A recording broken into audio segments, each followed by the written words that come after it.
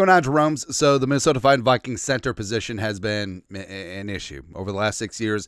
Garrett Bradbury, he's tried his best, but the Vikings need to get better there, and they need to get tougher in the trenches. They need to be able to run the ball consistently. They need to be able to protect the quarterback from interior A-gap pressure, and that starts with the center. If you got better guards, they've tried that over the last 6 years, but we got to get back to good, and there will be options for the Vikings at center. Now, ideally, a guy like Michael Juergens will rise on up. It will be cost effective in terms of money as well as draft capital. The former 7th-round pick out of Wake Forest would be nice if he ascended the heights, had himself a nice preseason last year. Who really knows? But here are five options for the Vikings at center, which sort of makes sense. We'll see. Now, they are ranked in terms of, it's not a straight, this is the money, this is the draft pick, this is whatever. In terms of relative cost as well as player as well as projectedness, not term. But number one, Jared Wilson, the pride of Georgia, day 2 selection. May not be there at 97, so the Vikings may need to wheel and deal a little bit, but 6'3", 310, a 1-year starter for the Bulldogs. So that does raise an eyebrow, even though George has been really damn good along the interior offensive line for the last couple years. Only allowed 6 pressures and 0 goose egg DeAndre sacks for the Bulldogs this season. Posted an 84.9 PFF pass block grade. Did benefit from having 2 great guards next to him, Fairchild and Tate Ratledge. So who knows? But I do think that Wilson, high football IQ, highly respected, could come in and set up for the pivot for the Vikings. Scouting report, positive stiff punch with tight inside hand placement creates quick leverage and sustained control in the run game. Above average body control and ability to recover out of compromising positions. Does a solid job of working off of immediate threats to account for pick attempts. A good initial quickness to reach his landmarks and aiming points on combination, overtake, and angle drive blocks. Plus, was at Georgia for 4 years, is a little bit more seasoned, so would be able to hit the ground running and be revved up, ready to go. Number 2, so Ryan Kelly. I understand that Ryan Kelly, a little bit older, could potentially even retire, but it does. So Ryan Kelly right now, to me, is analogous to when Matt Burke left the Vikings and then played for the Ravens for 4 years, won a Super Bowl. Still had plenty of gas left in the tank. But Kelly is 31, 6'4", 307. He still can bring it, man. I absolutely think that he can. This is from Pro Football Focus. Kelly is potentially mulling retirement after a decorated career for the Colts, but if he returns in 2025, he offers a savvy veteran center that could potentially help bring along a young quarterback. On the flip side, after the annual turnover at the quarterback position Kelly dealt with throughout his entire career tenure in Indianapolis, perhaps he'd like the idea of pairing up with a veteran quarterback that he can work in tandem with to set protections and lead an offensive line unit. Injuries have hampered Kelly over the last 2 seasons, and he underwent knee surgery halfway through the 2024 campaign, which is certainly worth monitoring for prospective teams looking to bring him aboard. And I do think that Kelly, we have him up there at 2 because in terms of costs, PFF projects him at $9.5 million per season. I think that he'll be less than that, but just given the veteran experience as well as leadership abilities, plus he has dealt with injuries, but I still think that he does have 2 or 3 solid years left in him. I think that the Vikings could potentially have Ryan Kelly in tandem with a Michael Juergens or a later round draft pick to bring them up to speed to eventually take over for center. So I think that in terms of the cost, in terms of win and now mentality, Ryan Kelly certainly would have that. That's why he's at number 2. Number 3, Drew Dalman. So I know that Drew Dalman is a cat's ass right now in free agency, but he's going to remind a lot of people of Bradbury, even though Dalman is a better version of what Bradbury was going to be.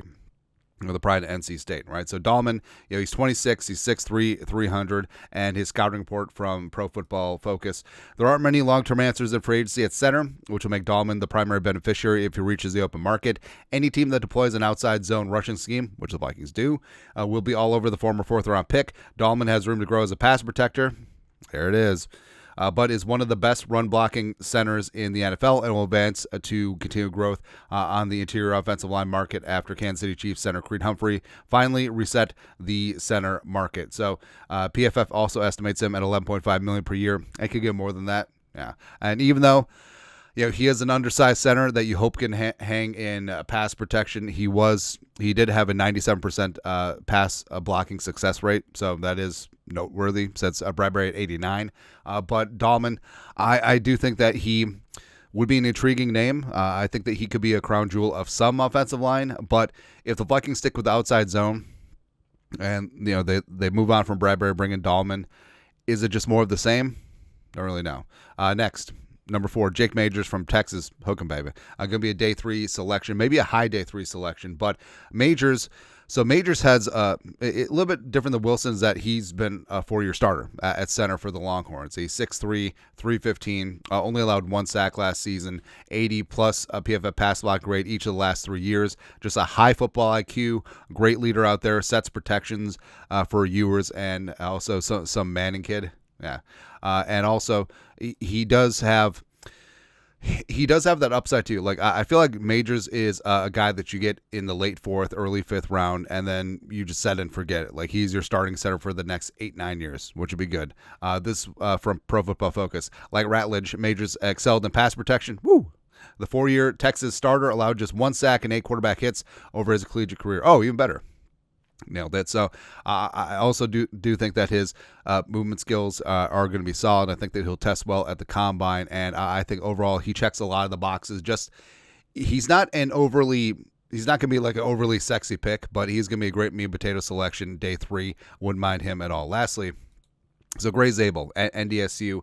Now, if the Vikings are going to get Zabel, they'll probably have to get him at 24, or potentially in a trade down from 24, but still in the back end of the first round, top of the second round, because I think that's where he's going to be. He's 6'6", 305, 90.4 PFF pass block grade last year, which is good.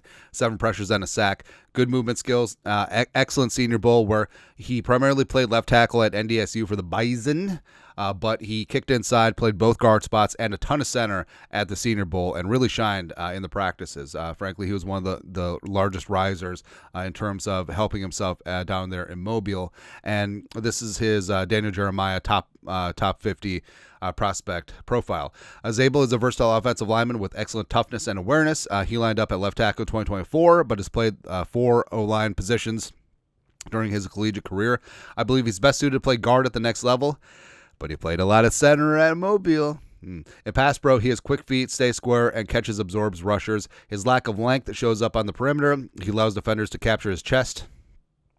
That was a Valentine's Day reference, wasn't it? No. But he still possesses the core strength and balance to stall their push. He shows the savvy to snatch runners when they get overextended. I love his ability to fit up and drive defenders in the run game. He has a great feel on combo blocks, and he'll always look to finish. He has a nasty playing style, but he doesn't get caught off balance. Overall, I see Zabel as a day 1 starter at guard. Now, I think that he is going to be like Graham Barton from Duke last year, where starting left tackle for a number of years, kicked inside to center. I think that's going to be Zabel's path to stardom in the National Football League. I think that he has a chance to be a borderline Pro Bowl center or interior offensive lineman, and overall, yeah, he's at 5 just because of the capital that would have to be sunk into him. But overall, the Vikings will have options if they do want to move on from Bradbury. I love Zabel. I think Jake Major is going to be a stud.